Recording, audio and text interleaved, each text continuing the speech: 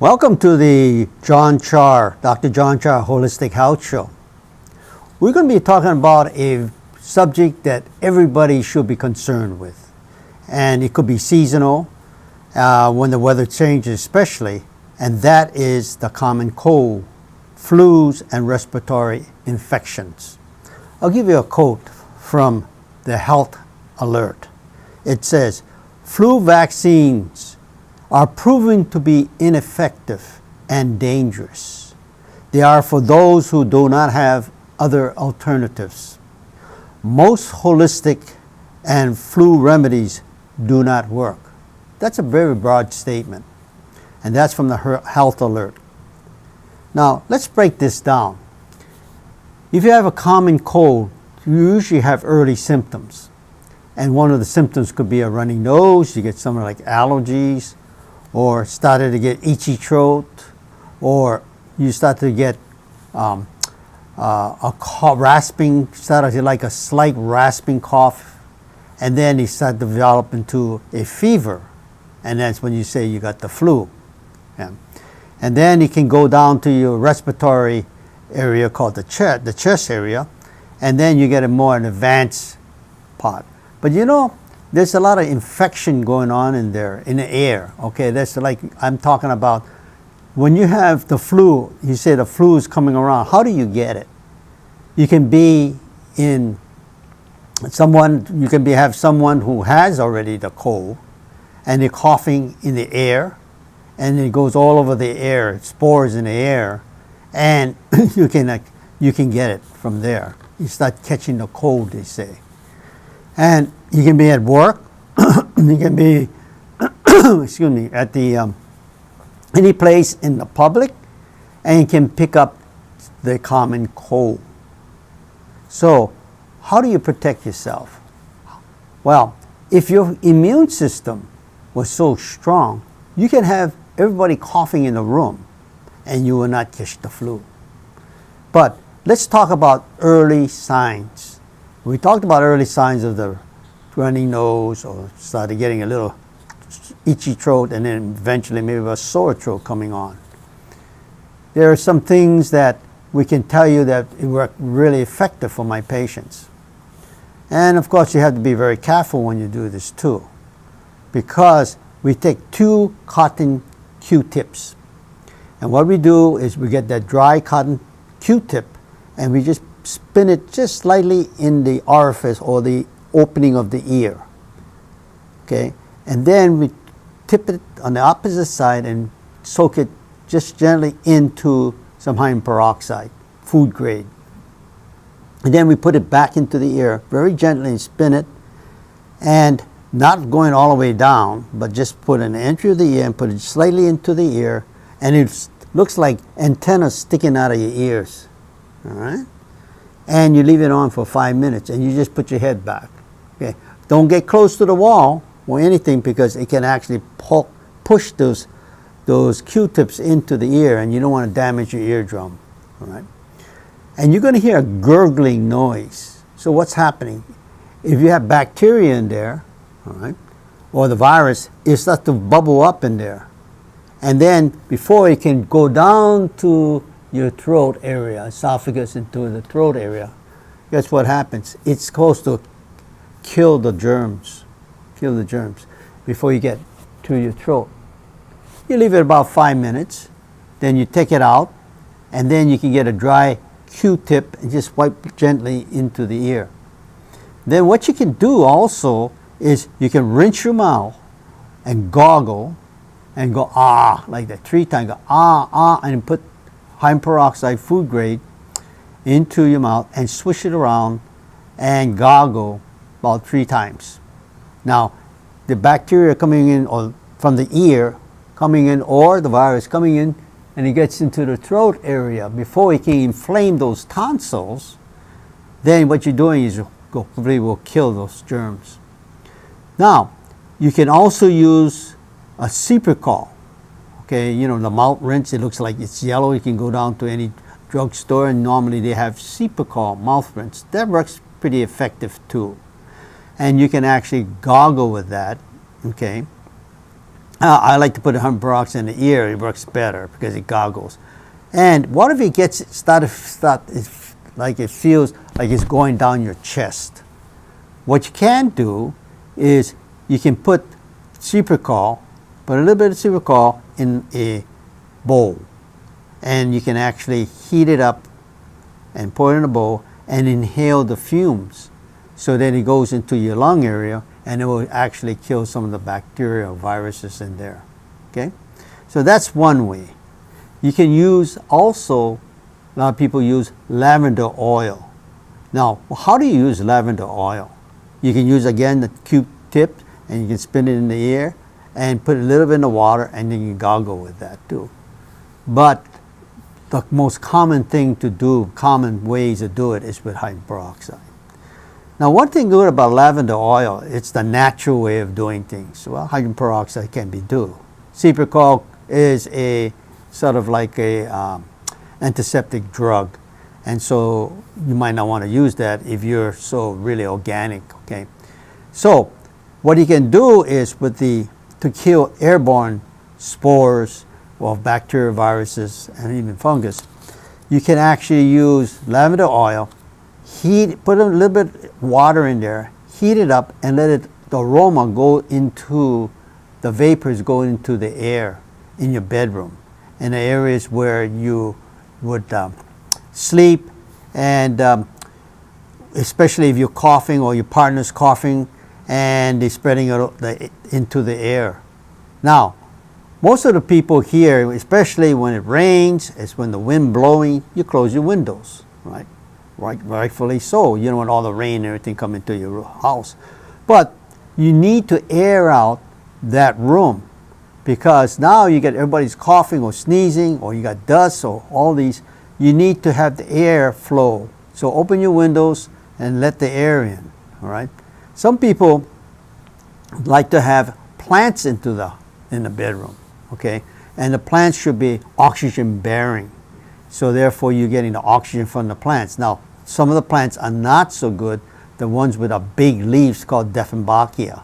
Those have a tendency to be able to draw oxygen away from the air. And that's what you don't want. So there are certain plants that are good to keep into your bedroom or your home. And black pine is one of them. Okay, eucalyptus is another. So those are the kind of things that we encourage people to do. And also, when you are ill, you should actually have that room free of any kind of dust. Now, you know, some people have a tendency to keep all kinds of things in the bedroom, and it's like clutter, and it collects dust. And so therefore, that's not a very healthy environment to sleep in or breathe in. And so one of the things we tell them is you got to clean that bedroom real well, especially your bedspreads and your sheets, and vacuum good. And then also, especially if you get carpets. Carpets are another one that you can collect allergens and dust and can lower your immune system. And so if you can do what we call house cleaning, you know, unless you're a pack rat, what you can do is take some of the things that you don't use. If it's all cluttered, get some space in that room so your body can breathe in there. And take those out and donate it to your favorite charity, or put it into another room, especially the bedroom. Okay, so now, there are some things that are also being used now organically, they call it. And those things could be good, would be vitamin D. Now, what is vitamin D so good? It's because it helps with slowing down the viruses and the germs in your body, okay, by taking vitamin D. Now, let's talk about flu vaccines. Okay, a lot of people during the flu season, they call it, to opt to go get a flu shot. Now, there are things about flu shots. Remember, I made the quotations that flu vaccines are proven ineffective and dangerous. And the reason basically is there are some people, even you look at the statistics, they die from flu shots, or they get more ill when they're taking the flu shots. And especially the senior citizens, they like to go and he says, well, flu shots is free, or I can go down to the drugstore, or everybody's giving the flu shots and I should take the flu shots. But one of the things that we found out over the years is that flu vaccinations doesn't keep up. They can't get the current viruses that are now invading or infecting the people, right? Because you remember now, as you do the research, you're going to find that the flu started over 50 years ago. And it started with influenza. And what happens that over the period of time, they would actually mutate and change into a different species. Still a virus, but a different species. And then you would have the people, the pharmaceutical, will have to make another flu vaccine to be able to match that and try to have you vaccinated. And that's to stimulate the immune system to ward off the infection or the invasion of the virus. Well, over the years, every time you get an epidemic, and you might have a epidemic in Hong Kong, and if you started from there, they call it Hong Kong flu, or may come from a swine, or they might call it avian viruses. So they would name it based on what they found that they thought it was coming from. And however, a lot of times they don't get the right specimen, and you know what happens? It doesn't work. Okay.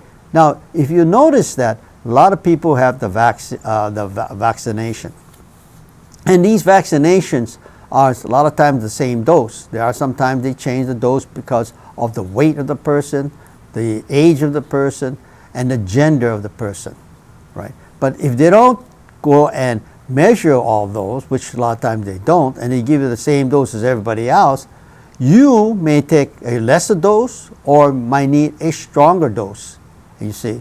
And so that's why I like homeopathic remedies, because homeopathic remedies take a very small sampling and they make the body try to build the immune system rather than the drug try to be the immune system, to help the immune system. And so therefore, some people, like I said, get very ill when they take the flu shots, okay? Now, is it effective? Yes. If you do homeopathy, we've been doing homeopathy for almost, 40 years? And the homeopathy is about 120 years old and widely used in Europe and South America. And it's getting more popular in the United States. So when you use that, in combination, say, with some of the vitamins, and vitamin D especially, you have to make sure that if you use vitamin D, that it's more organic. There are all kinds of vitamin D out there sold on the market, and they're synthetic or fillers and things that mix it up with something else. And they call the isolated, fractional, synthetic vitamins. Don't work so much. And why vitamin D? I didn't mention also vitamin C and vitamin A. Those are 3 good combinations to use when you have a flu. Because vitamin D is what? It comes like sun. It's in the sun, vitamin D, right? And so vitamin D is necessary when you take vitamin D. You take calcium. And calcium could be calcium lactate, not a calcium orotate or calcium carbonate. There's all 7 levels of calcium, different types of calcium. Calcium lactate is the one to take, all right? And so you can take that to help you with your immune system, all right? And it also will help you with respiratory infections. And it will actually reduce, tremendously reduce the illness and the days of illness. So when you get an early signs, normally it takes about 3 to 4 days and you can knock it out, as opposed to several weeks, 2 to 3 weeks. So if you catch it early and do everything I tell you to do, in most cases, you're going to be able to get some relief within a couple days to 3 days. Okay. Now another one would be vitamin F. And what is vitamin F? It has to do with some fatty acids, unsaturated fatty acids. So one of the things also you take is omega-3s. Not omega-6 now, omega-3s. Okay? And that's like fatty acid or oil. And it's usually cod liver oil. And what we call the cod liver oil, and because it helps with the brain and helps with the fatty acids in your system. okay, and it helps to control to give you more of that nourishment. See, the body really needs fat, but the right type of fat. All right, and so I'm going to give you some of the remedies that they use organically. All right, so one of it is called omega-3 oils. Okay, and you can use a scant teaspoon, and you can take it in the mouth and swallow it. Okay, now some of the companies that make a really good fermented cod liver oil is called the Blue Ice, and you can use it in combination with raw butter. If you get raw butter, put it on your tongue, let it melt, and then you take the cod liver oil. You know, sometimes cod liver oil is not as pleasant to taste because a lot of people don't like the cod liver oil. Then there are some flavored ones, but you got to be careful again what the additives they put in. So make sure you take the fatty acid, omega-3s, or vitamin F. All right. And some of the homeopathic remedies I've been using for years is really, really good. And we mix it in combinations because you can go to, and the Heal Pharmaceutical makes it. And you can get that and you can mix it together. And it's called Grip Heal. Grip Heal is a really good homeopathic remedies because it has a combination of different types of homeopathic remedies that are very good for various types of viruses. Okay, now we get into and we add it into called aconitum. Now aconitum is usually good because for early signs of flu, aconitum is really good. So you mix that with Grip Heal, and when you have a little more advanced virus attack, and then you mix it with aconitum. And then you can even go one step further, and if you can get that, it's called Influenza 3X. Influenza 3X. Now what is Influenza 3X? It's actually the sampling of the initial viruses that you had 50 years ago. You can get the original one, like called a tincture, and it's like almost concentrated, almost like a drug. It's 3X. And you can, and then you can use that as a no-sol 3X, and you mix all these combinations together. Then you can use belladonna. And what is belladonna? Belladonna homeopathically, I'm not talking about the real chemical, because that's poisonous. You can use belladonna homeopathically, and it's usually over 30X, okay? And they mix it all up together, and they have all different combinations in there. And it's all bought by Heal Pharmaceutical. And when you mix that, what's belladonna used for? So belladonna is used to curb fever, see, or pain, and that's what you want. So when you mix those up, and I've been doing this for years, I mix it up, and then and then I put them into a spray bottle, and a small spray bottle is about this big, and you can carry it around in your pocket. Okay, so how many times do you spray yourself? Excuse me. You spray yourself, and you can spray the nape of your neck, right in here, the base of the skull, about 3 squirts spray. And you get it, and the bottle should have a very fine mist to it, okay? Not a big one that you get all wet. It's just a fine mist, and then right on the top of your head. Now you see the ears come up, and it goes right up here, and when it crosses the midline, that's called the gallbladder 20. And it's very, very important point, especially in Chinese acupuncture, because that's where the pineal gland in, and all the energy comes in from and goes into the gallbladder 20. And so right here, you spray it here 3 times. And then if you want to go one step further, there's a point on the side of the nose, right in here. Side of the nose, right here. You can get your thumb, get your knuckle, and you can go ahead and slide it on the side of your nose, and you can feel right there a notch. And say one on the right, one on the left. And as you can actually open up those sinuses by closing your other nostril with your other finger and rotate 16 times clockwise and 16 times counterclockwise. And breathe. And you're going to notice that you're going to be able to breathe more easily. And then you do the opposite side. Then what you do is you do this here and you close this up. Get your knuckle right in here.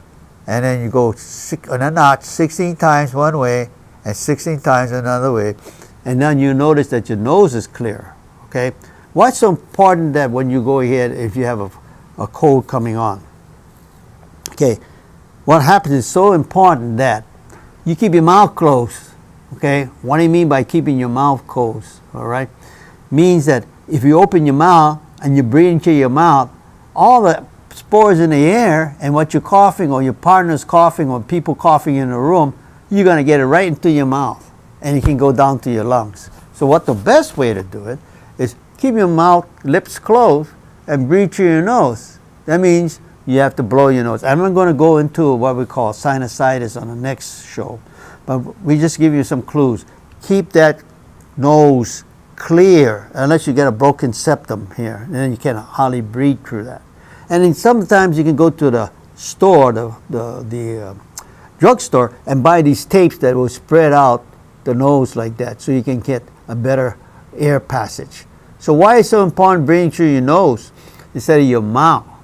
Because you catch the mouth has no filter to it. The nose has filters, but the hair, and as the air goes through, it filtering out a lot of bacteria and the dust. All right, and then it goes into that, and you have warm air going into your nose, and then you breathe through that. So that's important. Okay, so now you spray on the top, spray on the nape of the neck, spray on the top, then spray on these two different sinus points. That's the master sinus points.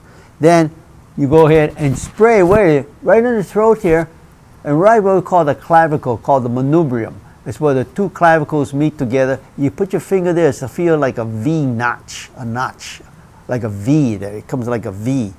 Okay, that's the cough point. Okay, and you spray there 3 times, and you open your mouth, go ah, spray 3 times, lift your tongue up, spray 3 times, and that's it. And how many times do you spray? You should spray at least every 20 minutes, until you get it under control. All right. So spray. What you want to do is neutralize, not totally kill the bacteria. You're not there to kill the bacteria. The hydrogen peroxide will do that, but these homeopathic remedies will neutralize it. And you want to stay ahead of the game, we call it, because the bacteria and the virus will build up within 20 minutes. It'll build up so fast, so quickly, that it will overtake your immune system. So what you're doing now is you want to neutralize every 20 minutes and eventually get that down to the membrane in your mouth and your throat and your nose. And you want to go ahead and keep that neutralized so you can reduce the amount of those bacteria, viral spores, and even fungus spores that are into your system. And eventually you have your immune system will start to take over. But if you don't, then it'll build up so fast, then you start to get more severity in your cold flu. Okay, so vitamin D, vitamin A, vitamin F, and vitamin C with omega-3 oils. Okay, I gave you the homeopathic remedy on that combination. Other things you can take as a supplement could be thymus. Why is thymus? Thymus is located right below the collarbone here. That's a small little gland, and that's for the immune system. So now you want to support that, so you go and get some called thymozyme, and that's made by the Apex company, or immunozyme. We call an immunozyme or thyme or congoplex. Those are kind of really common supplements that are sold by Standard Process. Okay, and if you have a health practitioner that practice holistic medicine, he should be able to get that for you. That's Standard Process. Okay. So, what do you eat? You have to eat something when you try to keep your energy going. Of course, when you feel sick, you don't feel like eating. All right. So what happens is drink a lot of fluids, and do not drink fluids that have an acid pH. Try to keep the more alkaline water. Okay. And bottled water, most of them are acidic. So if you can get somebody who has a filter that can produce pH water above 7.0, that's what you want to drink. And also, what do you eat? You can take, common thing is the old remedy is to eat chicken soup. All right. No dairy products. You keep away from dairy products. because it will make you worse. It will clog up your system. It will coat the lining of the intestinal walls or the stomach, and then you won't have the hydrochloric acid working to digest your food and give you energy. And stay away from all gluten products. And gluten could be wheat, could be grains, oats, barley, those kind of things you stay away from. Get a lot of rest. I told you, get a lot of fresh air. Open your windows, let the bad air out. Okay? And then again, get this concoction you make, and then you can go and spray on the nape of the neck, top of the head, both master sinus points, on the throat area right below by the collarbone, there's a cough point. Open your mouth wide, say ah 3 times, spray it right in the back of your throat, okay, where the tonsils are, the palatine tonsils, underneath the tongue, and you got it. And how many times a day? If you can do it 20 minutes a day until it's relieved. Okay, every 20 minutes you do it. And then you can, if you start feeling better, then you can, so long you keep ahead of the accumulation of these viruses in the body. And then, of course, if you use antibiotics, it takes longer, and because it creates a barrier against some maybe more involved complex bacteria. So, we said everything we said on flus, talking about colds, talk about infections, and so we're going to prepare you for the next show, which is talking about sinusitis, acute and chronic. We'll see you in the next show.